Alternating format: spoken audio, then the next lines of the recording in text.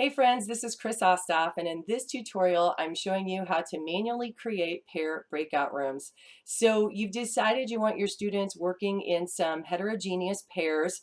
You know, pair work is great because you're going to have 50% of your students engaged at one time if you're checking for simultaneous interaction as they're doing Kagan structure.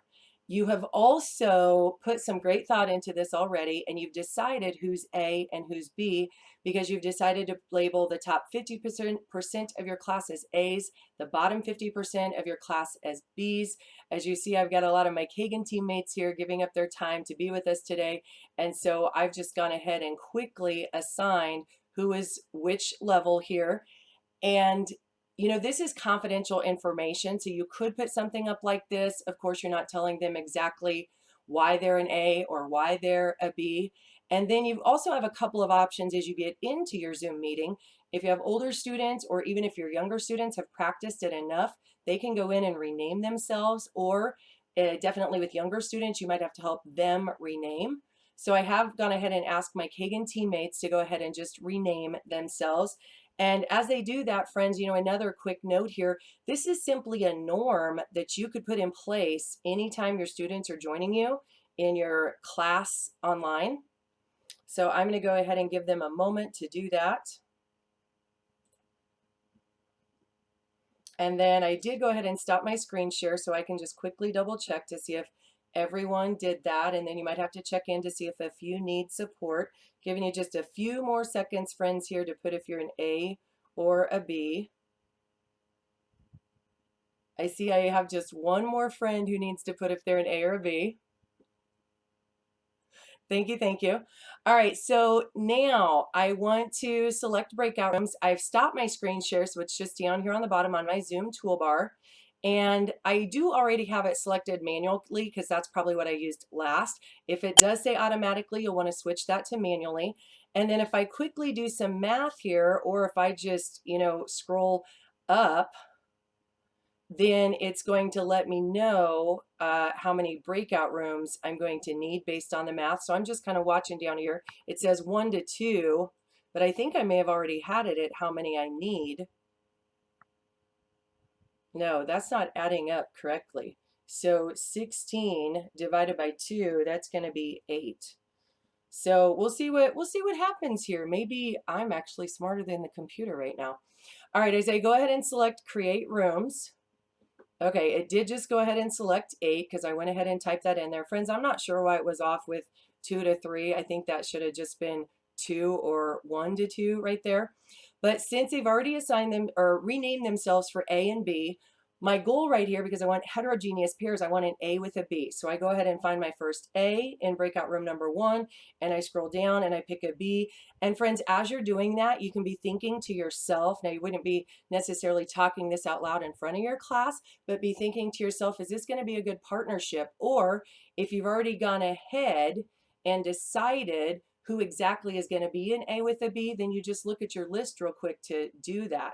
But I'm going to go ahead and put Jen and Andrea working together here. I go to my next breakout room, I put Laura, and I put my next B, I put Armin. You know, I think that's going to be a good partnership. I go to breakout room 3, I've got Martine and I've got Becky. I think they'll work well together. I go to Meg. I know Meg is super organized. And maybe I see that maybe Danny's not quite so organized. So I decided that that's going to be a nice partnership there. As I assign the next one, I see Melissa is going to work really well with Erica. That works. As I get to my next one, I see Tom is listed here. Tom, I know, is one of my really sharp students. He's probably a gifted and talented student, maybe just hasn't been identified yet. And so I want to make sure there's not too much of a gap. Okay, so I feel like if I put Miles working with him, that's still going to make a nice partnership. I go down to the next one. I see I've got Jan here. I can assign Jan with Rick. And I see my final breakout room here. I've got Lori, and I'm going to assign Lori with Rachel. And then notice I do have one more left. I'm going to purposely unassign someone so I can show you what that looks like. If you need to double check your settings, you can open up your options right there, but I know I didn't change anything since the last time, so I'm going to go with that. So friends, I'll go ahead and send everyone to breakout room. See you back in a little bit. You can tell they're heading to the breakout rooms because you see them disappearing from the main screen, main session, as well as you see that there's a green dot next to their names now in the breakout rooms. And as I scroll up, it gives me that little red alert at the top that Christine's unassigned. Plus, I can tell because I can see her right here with me in the main session.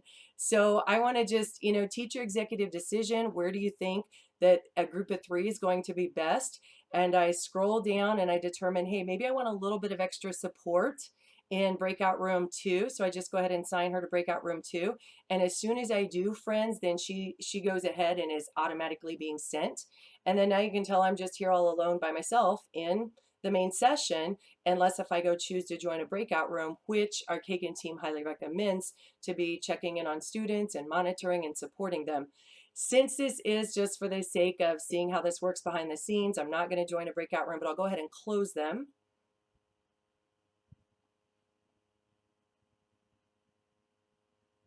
And you see they've been given their warning, 15 seconds to come back. So they see on their screen it's counting down, just like you've seen today in our Zoom session, that 15 seconds to return to the main session. You can tell that they're all coming back. Your number continues to climb. And then I'm just checking at the bottom. I'm pretty sure it was 18 before I sent everyone to breakout rooms. So friends, if you're having students work on some new content, some challenging content, and you really want them working in heterogeneous pairs, you can manually assign them to do that.